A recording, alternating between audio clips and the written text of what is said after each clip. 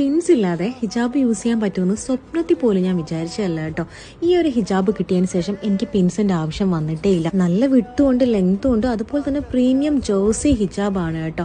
ഇപ്പോഴത്തെ ഒരു ട്രെൻഡാണല്ലോ ഈ ജേഴ്സി ഹിജാബ് എന്ന് പറയുന്നത്. പിൻസ് ഒന്നും യൂസ് ചെയ്യേണ്ട എന്നുള്ളത് തന്നെയാണ് ഇതിന്റെ ഏറ്റവും വലിയ ഹൈലൈറ്റ്. ഞാൻ ഈ ഒരു വീഡിയോ അപ്ലോഡ് ചെയ്തതിന് ശേഷം എനിക്ക് അത്രയും എൻക്വയറീസ് വന്നിട്ടുണ്ട് മൊജേന്റെ ജേഴ്സി ഹിജാബിനെ കുറിച്ച് ഡീറ്റെയിൽ ആയിട്ടൊരു വീഡിയോ ചെയ്യുമെന്ന് ചോദിച്ചിട്ട്. ഇതുപോലെ പ്രീമിയം പാക്കേജിങ്ങിലാണ് മൊജേന്റെ ജേഴ്സി ഹിജാബ്സ് വരാറുള്ളത്.